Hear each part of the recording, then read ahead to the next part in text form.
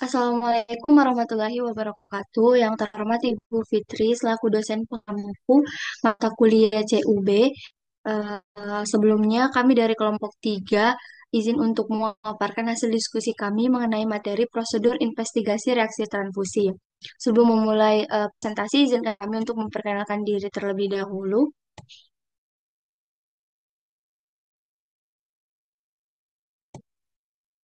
Yang pertama ada saya sendiri, Salsabila Majid dengan NIM akhir 71, kemudian rekan saya Alia Syafira dengan NIM akhir 72, kemudian Sherly Indra Ramadhani dengan NIM akhir 73, Hana Putri dengan NIM akhir 74, Naswa Mira dengan NIM akhir 75, Norma Ayu Ningkinasi dengan NIM akhir 76, Deti Anjarwani dengan NIM akhir 77, Junior Ayu dengan NIM akhir 78, Sela Ayu dengan NIM akhir 79, Eka Aditya dengan NIM akhir 80, dan Elisa Nur Aziza dengan NIM akhir 81. Oke, langsung saja masuk pada materi pertama, yaitu reaksi transfusi adalah gejala klinis yang muncul setelah transfusi yang dapat disebabkan oleh kesalahan identifikasi pasien, label darah, golongan darah, atau reaksi antibodi. Penyebab fatal meliputi hemolisis akut, edema paru, kontaminasi bakteri, anafilaksis, dan TAGVHD. Reaksi transfusi dibagi menjadi yang dimediasi imun dan non-imun, serta tipe segera dan lambat. Kemudian, seperti yang telah disebutkan tadi, reaksi tipus itu dibagi menjadi dimediasi imun dan tidak dimediasi imun, serta dapat dikategorikan menjadi tipe segera dan tipe lambat. Yang pertama adalah immediate hemolytic transfusion reaction. Reaksi transfusi hemolitik segera terjadi ketika sel darah merah yang tidak kompatibel ditransfusikan, menyebabkan hemolisis cepat dengan pelepasan hemoglobin dan stroma ke sirkulasi. Komplikasi ini melibatkan aktivasi sistem imun, koagulasi, dan inflamasi, di mana gejalanya meliputi demam, menggigil, nyeri punggung, hemoglobinuria, hipotensi shock, pendarahan, dan nyeri virus. Kemudian reaksi ini dipicu oleh sitokin seperti IL-1, TNF-alfa, IL-6, dan IL-8. Morbiditas dan mortalitas berkaitan dengan jumlah darah yang ditransfusikan dengan reaksi ekstravaskuler lebih ringan dibanding hemolisis intravaskuler yang lebih berbahaya. Kemudian yang kedua adalah delayed hemolytic transfusion reaction. Reaksi transfusi hemolitik tipe lambat adalah penghancuran darah atau komponen darah yang ditransfusikan setelah interval di mana resipien menghasilkan respon imun sekunder terhadap antigen asing. Reaksi transfusi hemolitik tipe lambat terjadi ketika resipien menghasilkan respon imun sekunder terhadap antigen asing setelah transfusi, biasanya 3-10 hari kemudian. Reaksi ini bisa melibatkan reaksi serologis lambat di mana antibodi baru terbentuk tanpa hemolisis klinis. Jika hanya antibodi yang ditemukan tanpa destruksi sel darah merah yang signifikan disebut reaksi serologis transfusi lambat. Beberapa halo antibodi yang menyebabkan DHTR antara lain anti-U, anti-DOP, anti-CHOP, anti-M, anti-P1, dan anti-GSP. Next. Oke, yang ketiga ada Febrinone Hemolytic Transfusion Reaction atau FNHTR, yaitu adalah efek samping rumah umum dari transfusi darah dengan sebagian besar reaksi ringan. Meski dapat beresiko shock anafilantik, reaksi febrin dapat terjadi setelah aktivasi komplement melalui komponen C5A yang menginduksi produksi ILL oleh makrofag dan monosit. Hipotalamus memulai sintesis prostaglandin yang mencetuskan efek piogenik IL-1. Reaksi transfusi febrin non-hemolitik biasanya menyebabkan peningkatan suhu tubuh 1 derajat Celcius atau lebih terkait transfusi darah atau komponen darah dan tanpa penjelasan lain untuk terjadinya peningkatan suhu tubuh. Oleh karena itu, untuk membuat diagnosis FNHTR, penyebab lain dengan tanda dan gejala serupa harus dieksekusi. Gejala yang ditujukan oleh pasien demam dan hipotensi. Reaksi ini terjadi pada sekitar 0,5% transfusi dengan reduksi leukosit dan lebih sering pada pasien yang mendapat transfusi sel darah merah 3-7% atau konsentrat platelet 20-30%. FNH2 oleh leukoagulatin yang mengarah pada antigen di monosit, granulosit, dan limfosit yang mengaktifasi komplement dan menghasilkan IL-1 memicu demam. Diagnosis FNHTR dibuat setelah eksklusi penyebab lain dengan gejala serupa dengan gejala utama berupa demam dan hipotensi. Next.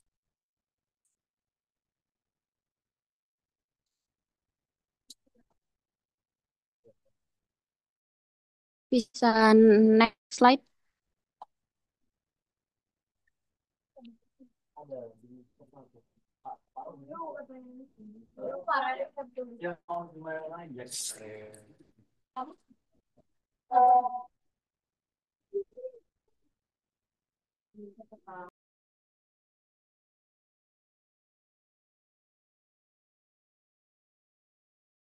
Nah, yang keempat ada reaksi transfusi alergi, yaitu reaksi akut terhadap konstituen plasma dapat diklasifikasikan menjadi alergi, anafilaktoid, atau anafilatik. Reaksi alergi terhadap komponen yang tidak diketahui dalam darah sering terjadi. Biasanya karena alergi dalam plasma donor atau kadang karena antibodi dari donor yang alergi. Antibodi IgE terfiksasi dengan sel MATS dan basofil yang menyebabkan pelepasan histamin atau amin vasoaktif.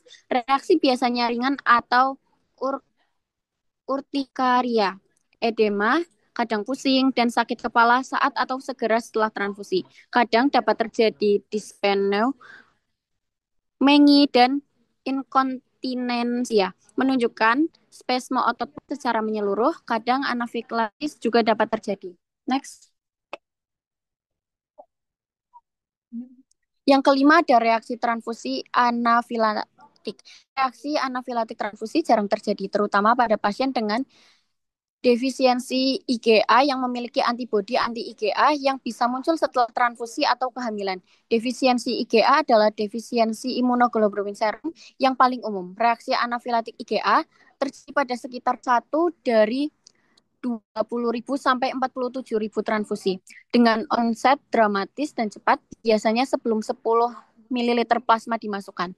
Gejala meliputi mual, kram abdomen, muntah, diare, hipertensi sementara, hipotensi shock, dan penurunan kesadaran. Tidak adanya demam membedakan reaksi ini dari reaksi yang lainnya.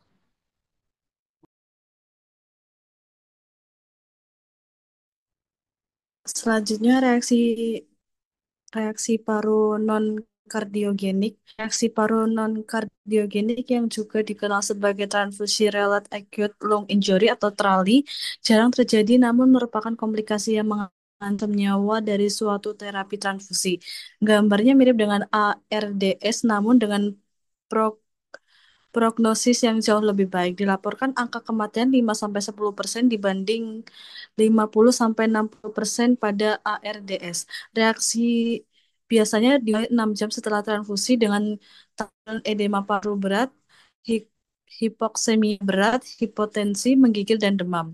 Penyebab kardiogenik dan penyebab gangguan respirasi lain harus dieksklusi. Pada bagian besar kasus, trali membaik secara klinis dalam 48 jam sampai 96 jam setelah onset. Kadang trali muncul sebagai komplikasi transfusi yang tidak dikenali. Hal ini dapat menyebabkan kesalahan diagnosis berupa overload sirkulasi atau yang dikenal dengan transfusion associated circulation overload atau TACO. Sehingga terapi yang diberikan juga tidak sesuai kondisi tersebut dihubungkan dengan berbagai jenis transfusi komponen darah seperti whole blood, sel darah merah, TC, dan granulosit, namun tidak demikian halnya dengan defilat plasma. Preparasi imunoglobulin untuk pengguna intravena belum pernah dilaporkan sebagai penyebab trali. Granulosit dan atau antibodi HLA-M terdapat dalam darah donor paling sering diimplikasikan sebagai penyebab trali. Next. Yang ketujuh ada Transfusion Associated Graft versus Host Disease atau GVHD. Pasien yang mengalami imunosupresi berat seperti mereka yang menjalani kemoterapi anti kanker intensif berikut mengalami engraftment dan GVHD aksidental saat mereka menjalani transfusi komponen darah, kondisi yang dikenal sebagai TAGVHD. Untuk mencegah komplikasi ini, rutin untuk mengiradiasi komponen darah sebelum ditransfusikan. Meskipun dosis iradiasi minimum yang dibutuhkan masih belum pasif, GVHD biasanya disebabkan oleh limfosit imunokompeten dari plasma sumsum tulang ke pasien imunokompromis. Namun bahkan limfosit viabel dalam jumlah kecil pada transfusi darah atau komponen darah dapat terbagi secara spontan dan menyebabkan GVHD pada pasien imunosupresi. Pencegahan dengan iradiasi terhadap semua produk darah ditujukan untuk transfusi pada pasien yang demikian. GVHD kadang dapat terjadi pada pasien imunokompeten jika mereka mendapat darah dari donor yang homozigot atau haplotype HLA, biasanya keluarga dekat, di mana pasien tersebut heterozigot. Oleh karena itu dibutuhkan iradiasi preventif jika darah donor diperoleh dari keluarga tingkat pertama. Hal tersebut juga dibutuhkan jika memberi transfusi komponen HLA match eksklusi sel punca. Next. Yang ke-8 ada aloimunisasi. Refraktoritas platelet akibat aloimunisasi HLA adalah komplikasi serius dari terapi transfusi yang dapat menyebabkan kesulitan dalam memperoleh darah kompatibel. Aloimunisasi meningkat seiring paparan terhadap sel darah merah dengan 60% pasien transfusi kronis menjadi aloimunisasi dan lebih dari separuhnya membeli antibodi terhadap lebih dari satu antigen. Ini menyebabkan DHTR dan komplikasi yang berpotensi mengancam nyawa. Mekanisme aloimunisasi bersifat multifaktorial dengan kurangnya kompatibilitas fenotip darah donor sebagai faktor utama. Pasien dengan gangguan hematologi atau keganasan sering membutuhkan transfusi. Namun aloimunisasi pada transfusi multiple dapat menyebabkan masalah besar dengan lebih dari 30% pasien mengalami antibodi yang bermakna secara klinis. Resiko aloimunisasi dipengaruhi oleh paparan antigen asing, imunogenitas, serta faktor pasien seperti frekuensi transfusi, jenis kelamin, usia, dan penyakit dasar.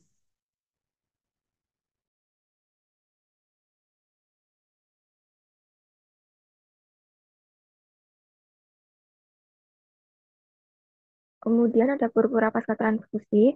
Purpura pasca transfusi adalah komplikasi yang terjadi akibat transfusi yang menyebabkan trombositopenia dramatis secara tiba-tiba yang terjadi dalam 5-10 hari setelah transfusi whole blood. Setelah transfusi whole blood, sel darah merah, FFP atau TC. Pasien yang mengalami komplikasi ini telah memiliki antibodi antiplatelet saat kehamilan atau transfusi sebelumnya. Transfusi berikutnya mencetuskan destruksi yang dimediasi imun pada platelet pasien sendiri yang menyebabkan trombositopenia berat di mana kadar platelet sering menurun sampai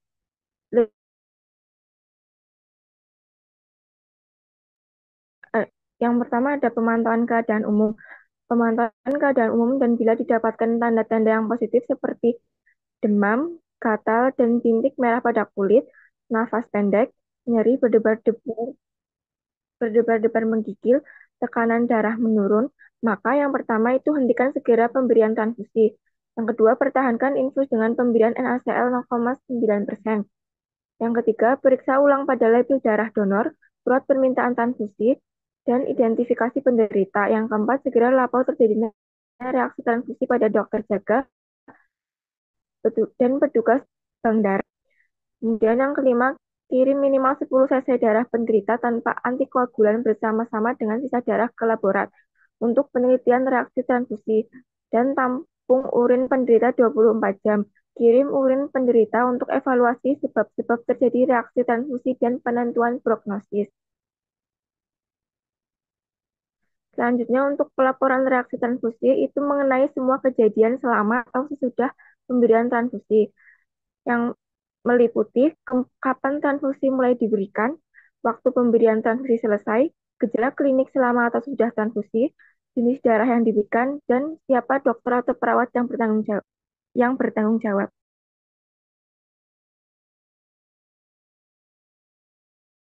Baik, selanjutnya ada faktor-faktor yang perlu diperhatikan dalam investigasi reaksi transfusi. Next.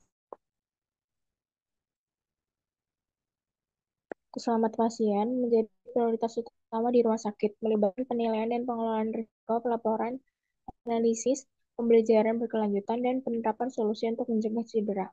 Salah satu faktor risiko insiden adalah kurangnya budaya pelaporan yang efektif. Sistem manajemen pelaporan insiden mencakup identifikasi masalah, penyusunan tujuan, dan rencana alternatif serta evaluasi kegiatan. Untuk mencegah insiden seperti reaksi transfusi, penting untuk melakukan investigasi yang tepat, yang memastikan keselamatan pasien dan mencegah komplikasi serius. Faktor-faktor penting dalam investigasi reaksi transfusi harus diperhatikan untuk mencapai tujuan ini. Faktor-faktor yang perlu diperhatikan dalam investigasi reaksi transfusi, identifikasi gejala, seperti gejala klinis. Gejala klinisnya seperti demam, menggigil, sesak nafas, nyeri dada, hipotensi, hipertensi, gatal-gatal, atau hemoglobinuria. Klasifikasi reaksi transfusi. Reaksi hemolitik akut, tertunda, reaksi alergi, reaksi demam non-hemolitik, cedera paru akut, overload sirkulasi, dan infeksi terkait transfusi. Next. 2. Pemeriksaan identitas dan pencocokan darah. Verifikasi label kantong, pemeriksaan ulang, pencocokan ABO dan RHD antara donor dan penerima. Yang ketiga, pemeriksaan laboratorium.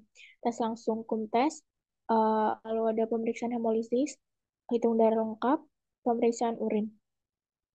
Evaluasi komponen darah yang diberikan, periksa nomor unit darah, kompatibilitas, dan riwayat penyimpanan. Pastikan tidak ada kontaminasi atau hemolisis sebelum transfusi. Yang kelima, riwayat medis pasien. Adanya riwayat transfusi, lalu riwayat penyakit lain seperti gangguan ginjal, jantung, atau infeksi. Dan keenam, manajemen pasien dan pelaporan. Hentikan transfusi segera jika dicurigai reaksi. Yang kedua, lakukan perawatan suportif sesuai dengan jenis reaksi yang terjadi. Lalu laporkan kejadian ke unit hemophiligence untuk investigasi lebih lanjut.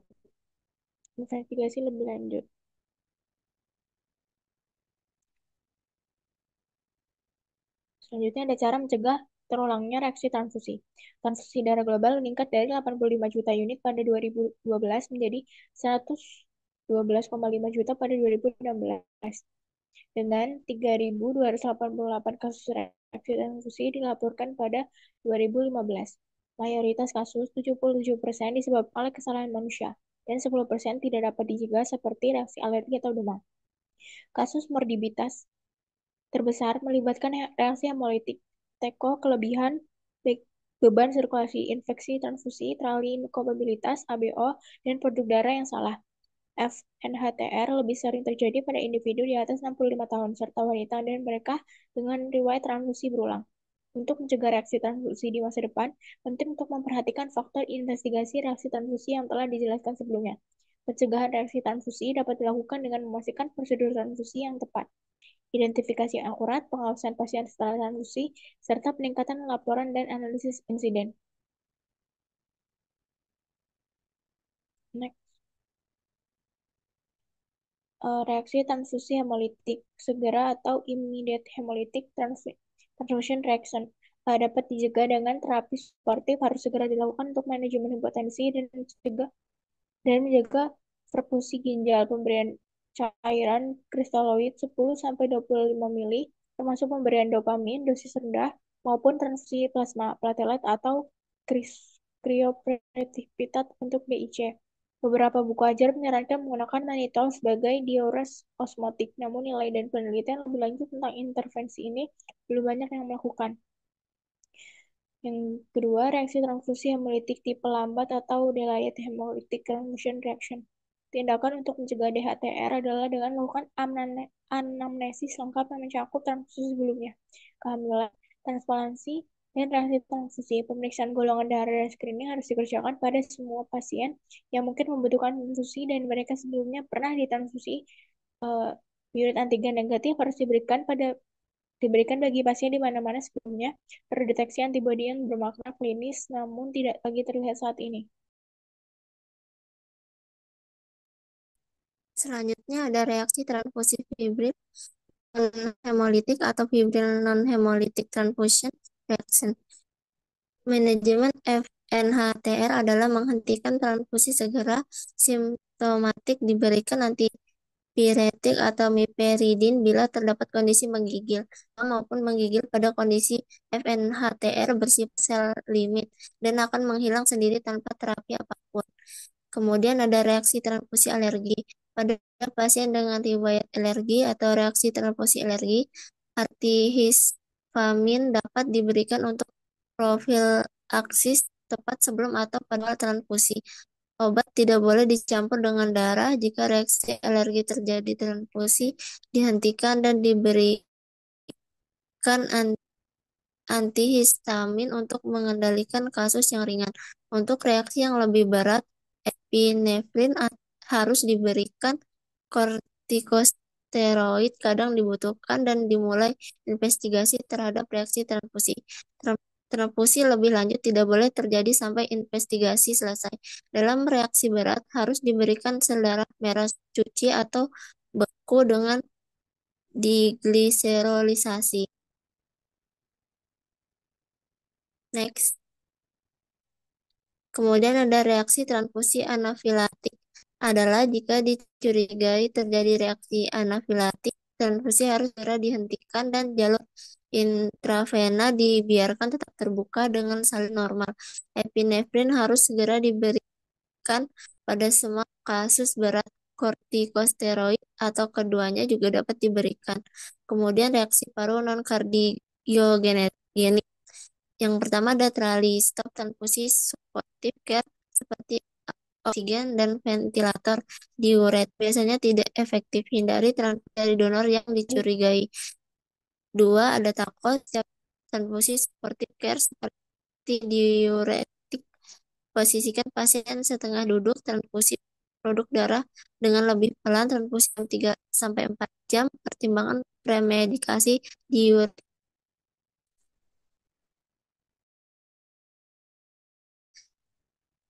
Selanjutnya yaitu G, ada transfusion associated graft versus host disease. Untuk mencegah komplikasi ini, rutin untuk mengiradasi komponen darah sebelum ditransfusikan, meskipun dosis iridiasi minimum yang dibutuhkan masih belum pasti. Lalu ada alloimunisasi, direkomendasikan matching fenotip sel darah merah pada sel darah merah pasien donor dan resipien untuk menghindari sensitasi pada populasi pasien bergantung pada transfusi kronis. Lalu ada purpura pasca transfusi, terapi terbaik yaitu di mana infus IgG intravena. Trombositopenia merupakan penyebab utama morbiditas dan biaya perawatan di rumah sakit setelah transplantasi sumsum tulang. Transfusi platelet pada pasien tersebut sering dipersulit oleh pembentukan antibodi terhadap antigen HLA kelas 1 pada resipien. Jika pasien tersebut menjadi refraktor terhadap transfusi platelet HLA match, fenotip antigen platelet resipien harus diketahui untuk memastikan bahwa platelet donor akan kompatibel secara fenotip. Next.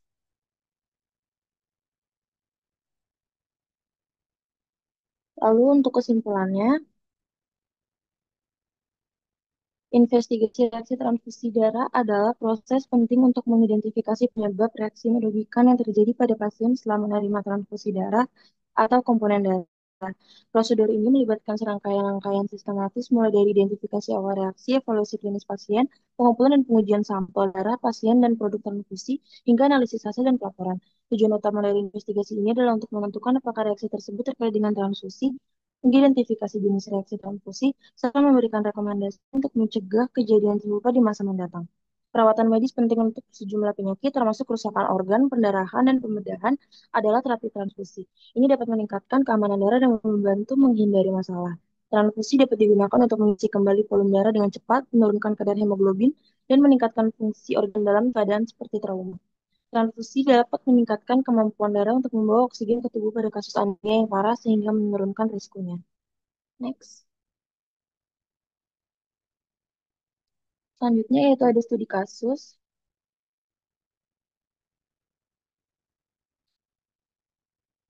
Studi kasus yang pertama yaitu RSUD Anuntaloko Loko Parigi diduga lakukan kesalahan transfusi darah. Kasus kesalahan transfusi darah di RSUD Anantaloko Parigi 2024. Pada Juli 2024, RSUD Anantaloko Parigi di Kabupaten Parigi Mutong, Sulawesi Tengah diduga melakukan kesalahan transfusi darah kepada seorang pasien lanjut usia bernama Diana.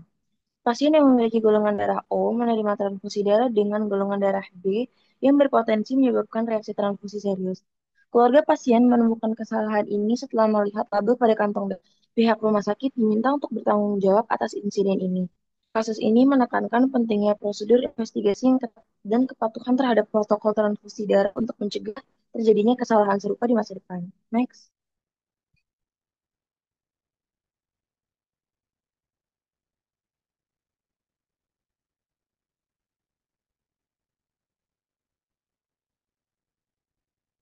Untuk solusi dari kasus tersebut yaitu mencegah terjadinya kesalahan transfusi darah, sebaiknya pihak perawat RSUD Nantoloko memperlakukan cek data pasien dan cek pengambilan kantong darah secara berkala, supaya tidak terjadi salah ambil kantong golongan darah maupun kesalahan transfusi darah.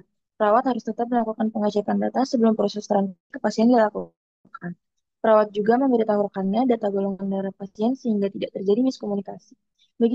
Bagi instansi terkait, penting untuk tetap melakukan pencatatan dan dokumentasi yang terstruktur dan lengkap agar memudahkan dalam proses transfusi darah.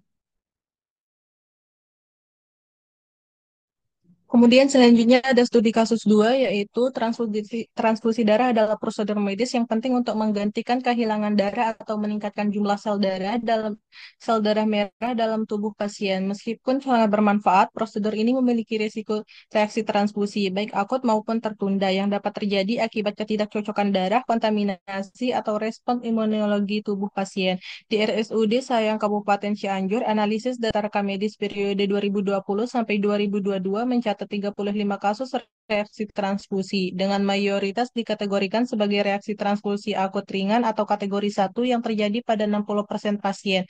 Hal ini menunjukkan pentingnya investigasi untuk memahami penyebab dan mengurangi insiden serupa di masa depan.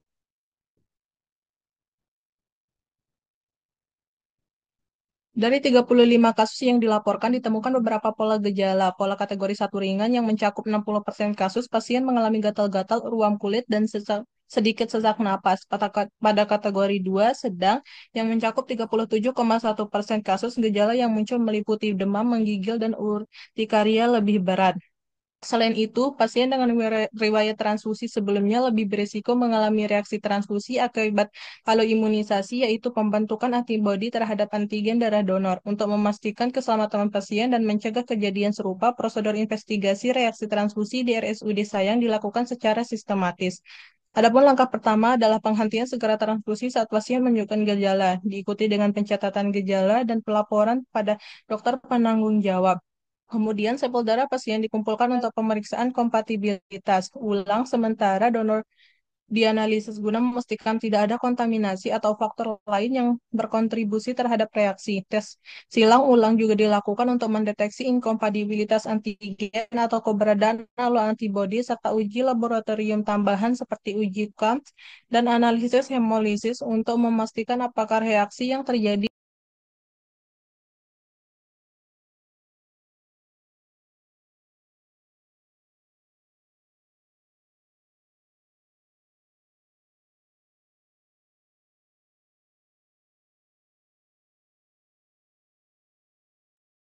Next.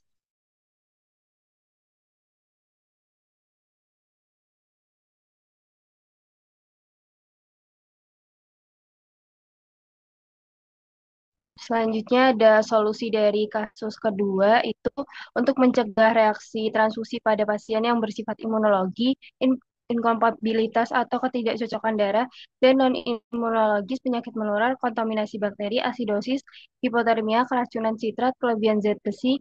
Maka kegiatan pratransfusi seperti uji saring penyakit menular dan uji silang serasi pada produk darah untuk tetap dilaksanakan sebelum proses transfusi ke pasien. Dan bagi pasien yang pernah ada riwayat transfusi, maka disarankan untuk melakukan screening antibodi untuk mengetahui ada tidaknya autoantibodi pada pasien akibat paparan antigen sel darah merah dari transfusi sebelumnya. Bagi instansi terkait, penting untuk tetap melakukan pencatatan dan dokumentasi yang terstruktur dan lengkap agar memudahkan dalam penelusuran kasus reaksi transfusi. Next. Selanjutnya ada review jurnal. jurnal pertama yaitu kegawatan pada reaksi transfusi. Next. Dengan judul Kegawatan pada Reaksi Transfusi, Jurnal Oceana Biomedicina, Jurnal OBJ, volume dan halaman volume 4, isu 1, tahun Januari sampai Juni 2021, dengan penulis Hendrata Eri Andisari. Abstrak, penelitian ini berfokus pada reaksi transfusi yang diidentifikasi sebagai masalah serius dalam praktik transfusi darah. Penulis membahas dua kategori utama reaksi transfusi, yaitu yang dimediasi imun dan tidak dimediasi imun, serta akibat yang mungkin timbul dari reaksi ini.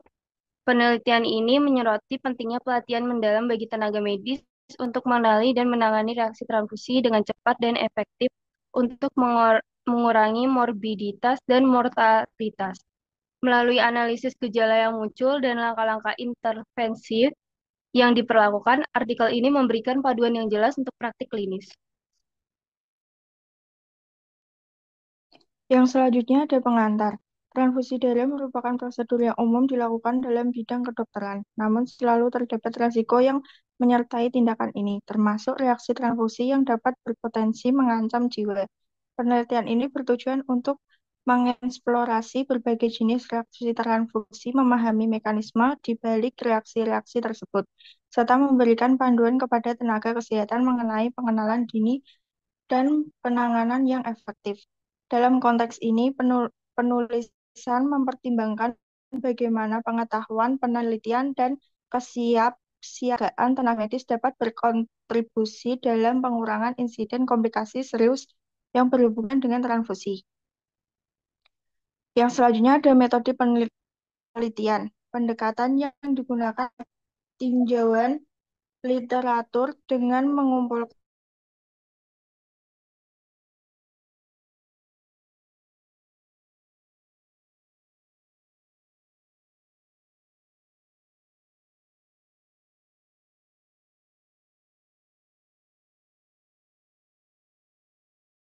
dalam penelitian ini.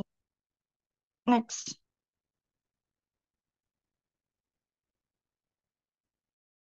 Penelitian ini mengeksplorasi berbagai komplikasi yang muncul akibat transfusi darah, dengan penekanan pada reaksi transfusi yang dapat terjadi baik secara akut maupun.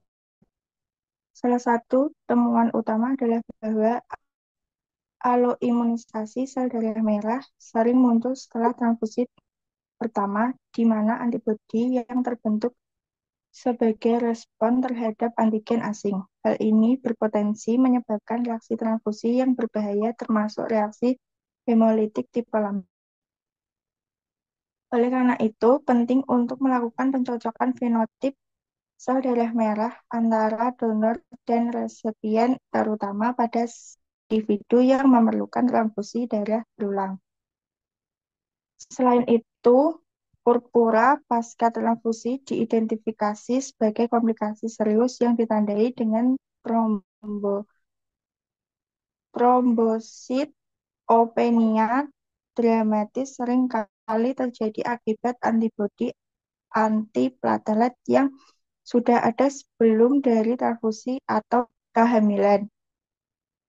Antibodi ini terdapat memicu penghancuran trombosit pasien yang dapat mengakibatkan penularan jumlah trombosit menjadi sangat rendah, bahkan di bawah 10.000 mikroliter.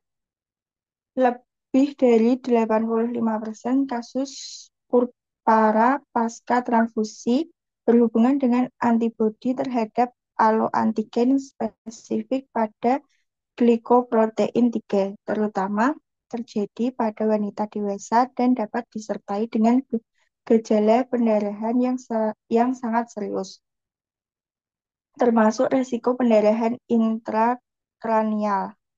Hasil penelitian menunjukkan bahwa morbiditas dan mortalitas terkait reaksi transfusi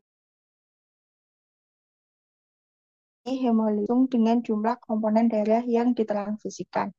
Meskipun reaksi hemolitik ekstravaskuler cenderung dianggap lebih ringan dibandingkan hemolisis intravaskuler. Keduanya tetapi memerlukan perhatian medis yang serius untuk mencegah komplikasi seperti DIC dan gagal ginjal akut. Penerapan prosedur standar operasional yang ketat dalam identifikasi pasien dan manajemen transfusi diidentifikasi sebagai langkah penting untuk mengurangi insiden reaksi transfusi yang dapat diinginkan, memastikan keselamatan pasien selama proses transfusi. Next.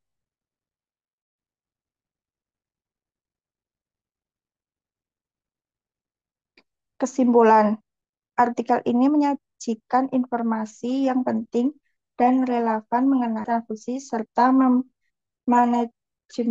manajemennya dalam praktik klinik. Penulisan berhasil manajemen mengapa pemahaman yang baik tentang gejala dan tindakan yang dapat sangat diperlukan untuk meminimalisir resiko komplikasi dan meningkatkan keselamatan pasien. Diperlukan lebih banyak penelitian dan data untuk mendukung temuan ini serta memberikan wawasan lebih lanjut tentang manajemen reaksi transfusi. Kekurangan jurnal. Yang pertama, penyajian informasi yang terstruktur dengan baik dan jelas memudahkan pemahaman bagi pembaca. Yang kedua, penggunaan label untuk menggambarkan perbandingan antara tipe-tipe reaksi transfusi, penekanan pada pentingnya pelatihan untuk staf medis yang dapat membantu meningkatkan keselamatan pasien. Kelemahan jurnal. Yang pertama, keterbatasan data estetik mengenai frekuensi reaksi transfusi dan dampaknya pada pasien. Yang kedua, fokus yang lebih pada aspek deskriptif tanpa melakukan analisis mendalam terhadap data empiris dan survei di lapangan. Aksesibilitas artikel yang terbatas untuk membaca di luar institusi yang memiliki langganan.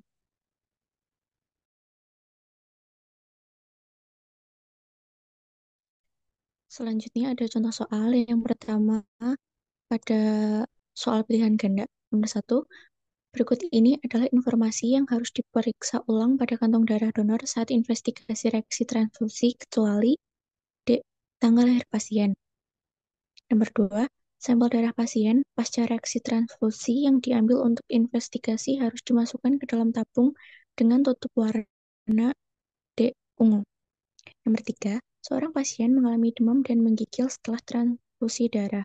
Tindakan pertama yang harus dilakukan adalah C. Menghentikan transfusi segera. Nomor 4, berikut ini adalah contoh reaksi transfusi imunologis kecuali C. Overload sirkulasi. Next.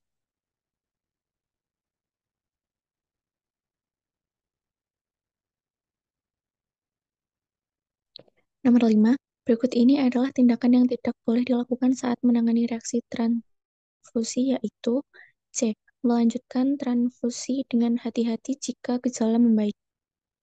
Selanjutnya ada soal esai. Nomor 1, jelaskan definisi hemovigilance menurut WHO. Mengapa pelaporan reaksi transfusi penting dan apa saja potensi komplikasi transfusi darah yang perlu diwaspadai?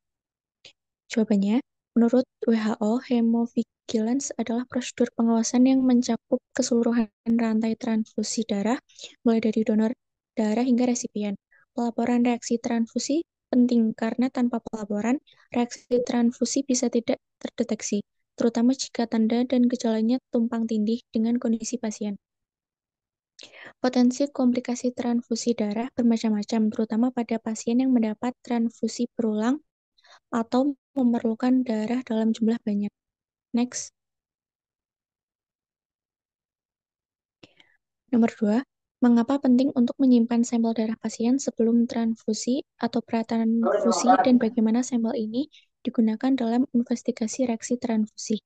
Jawabannya, sampel darah pratransfusi sangat penting karena menjadi kontrol untuk membandingkan dengan sampel darah pasca transfusi jika terjadi reaksi. Sampel ini digunakan untuk memastikan golongan darah pasien benar dan untuk membandingkan hasil uji silang serasi sebelum dan sesudah transfusi. Hal ini membantu mengidentifikasi apakah reaksi disebabkan oleh inkompatibilitas golongan darah atau faktor lain. Nomor 3, selain kesalahan administrasi dan inkompatibilitas ABO, sebutkan dan jelaskan 3 penyebab lain reaksi transfusi yang mungkin terjadi.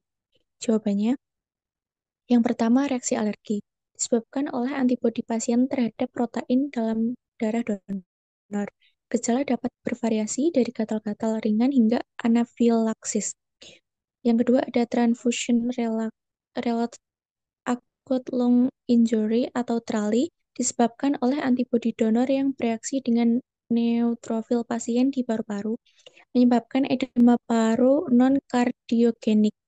Selanjutnya ada TACO, terjadi ketika volume darah yang ditransfusikan terlalu cepat atau terlalu banyak untuk ditangani oleh sistem kardiovaskular pasien, terutama pada pasien dengan gangguan jantung atau ginjal. Next.